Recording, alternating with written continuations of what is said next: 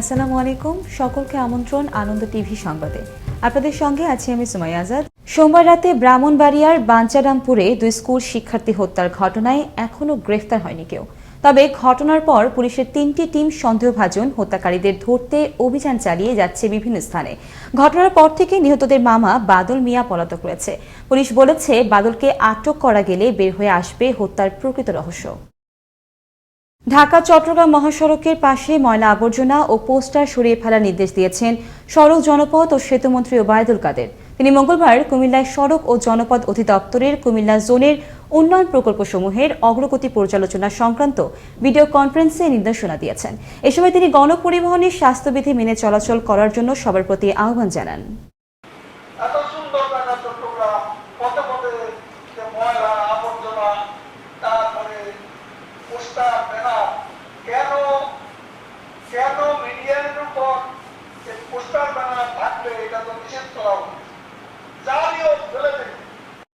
কুপিয়ে হত্যা করা হয়েছে নড়াইলের বাঁশগ্রাম ইউনিয়নের কামাল প্রতাপ গ্রামের সাবেক ইউপি সদস্য আব্দুর রাজ্জাক মল্লিককে। সোমবার মাগরিবে নামাজের পর পার্টিতে বসে থাকা অবস্থায় এলোপাতাড়ি কুপিয়ে হত্যা করে দুর্বৃত্তরা। নড়াইল সদর থানার ভারপ্রাপ্ত কর্মকর্তা ইলিয়াস হোসেন ঘটনাস্থল পরিদর্শন করে দ্রুত গ্রেফতারের প্রতিশ্রুতি দিয়েছেন। অবশেষে অবসান হলো স্বামীকে নিয়ে 2 স্ত্রীর বিরোধ। দ্বিতীয় স্ত্রীর কপালে জুটল মালদ্বীপ প্রবাসী মইনুল। মালয়েশিয়া থেকে হযরত শাহজালাল বিমানবন্দরে এলে প্রথম এবং দ্বিতীয় স্ত্রী মিলে স্বামীকে নিয়ে সিনেমা স্টাইলে টানা হেঁচড়া শুরু করেন। পরে সোমবার বিকেলে গ্রামের বাড়ি কুমিল্লার দাউদকান্দিতে এক গ্রাম্য সালিশে প্রথম স্ত্রীকে স্বামী তালাক দিলে দ্বিতীয় স্ত্রীর ভাগ্যেই থেকে যায় স্বামী। সালিশের রায়ে উভয় পক্ষই সন্তুষ্ট। আগামী 15 দিনের মধ্যে প্রথম স্ত্রীর যাবতীয় পাওনা বুঝিয়ে দিতে বলা হয়েছে সালিশি বৈঠকে। টাঙ্গাইলের কালীহাতিতে মাছ ব্যবহার না করায় 48 জনকে 9,600 টাকা জরিমানা করে ভ্রাম্যমাণ আদালত। সোমবার বিকেলে কালীহাতি উপজেলার এলেঙ্গা বাসস্ট্যান্ডে এই ভ্রাম্যমাণ আদালত পরিচালনা করেন উপজেলা সহকারী কমিশনার ও এক্সিকিউটিভ ম্যাজিস্ট্রেট শাহরিয়ার রহমান। নাগরিক সুবিধা বঞ্চিত কক্সবাজারের উখিয়া উপজেলা শহরের মানুষ। উপজেলায় উন্নীত হওয়ার 37 বছরেও সড়ক উপসড়কগুলোর বেহাল দশা। নাগরিক সুবিধা নিশ্চিত না হওয়ায় ক্ষোভ জানিয়েছে সাধারণ মানুষ। স্থানীয় বিভিন্ন শ্রেণী পেশার মানুষের দাবি, পৌরসভায় রূপান্তর করে হলেও নিশ্চিত করা হোক নাগরিক সুযোগ সুবিধা। কক্সবাজার থেকে এসতে ফারুকের পাঠানো তথ্য ও ভিডিওচিত্রে দেখুন ডেস্ক রিপোর্ট। প্রতি বছর কোটি কোটি টাকা রাজস্ব আদায় হলেও বিভিন্ন সুবিধা থেকে বঞ্চিত কক্সবাজারের উখিয়া উপজেলা শহরের মানুষজন। 1926 সালে প্রতিষ্ঠিত উখিয়া থানাকে উপজেলায় উন্নীত করা হয় 1983 সালে, কিন্তু রাস্তাঘাট থেকে শুরু করে স্বাস্থ্য সেবা, শিক্ষা সবকিছু আজও রয়েছে শিথিল। প্রতিটি ক্ষেত্রে পদে পদে হোঁচট খেতে হয় এখানকার কয়েক লাখ মানুষকে। নাগরিক সুযোগ সুবিধা তেমন পাচ্ছে না এই উপজেলার মানুষজন। এছাড়াও উপজেলাটিতে 12 লাখ রোহিঙ্গার বসবাস।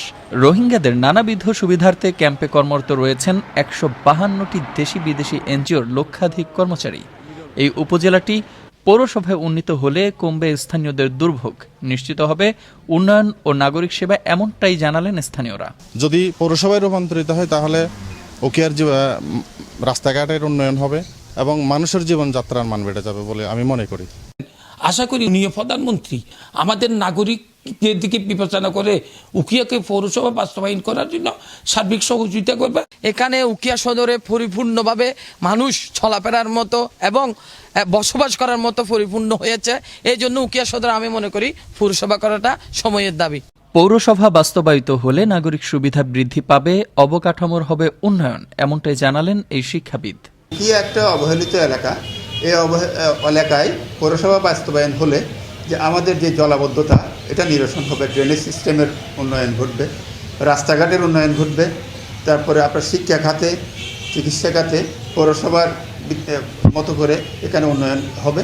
পৌরসভা বাস্তবায়নের সকল কাগজপত্র মন্ত্রণালয়ে পাঠানো হয়েছে। সব দিক বিবেচনা করে মন্ত্রণালয় সেটি বাস্তবায়ন করতে পারে বলে জানালেন জেলা প্রশাসক। আসলে মন্ত্রণালয়ের পর্যায়ে আছে, এটা পাঠানো হয়েছে, সকল কাগজপত্র যাতে হয় মন্ত্রণালয় পজিটিভলি যদি সকল ক্রাইটেরিয়া ফুলফিল করে হয়তো বা মন্ত্রণালয় সেটা বাস্তবায়নের দিকে কাজ করবে। সুবিধা বঞ্চিত মানুষের কথা বিবেচনা করে দ্রুত উখিয়া উপজেলাকে পৌরসভায় বাস্তবায়ন করবে সরকার। এতে করে ত্বরান্বিত হবে উন্নয়নের গতি, বৃদ্ধি পাবে নাগরিক সেবা, এমনটাই প্রত্যাশা সবার। মোস্তফা কামাল তোহা, আনন্দ টিভি, ন্যাশনাল ডেস্ক। গাজীপুর সিটির অতিরিক্ত পুলিশ কমিশনার আজাদ মিয়ার ফিতা কাটার মধ্য দিয়ে উদ্বোধন হলো গাজীপুর সিটি কর্পোরেশনের 53 নং ওয়ার্ডের পুলিশিং বিট।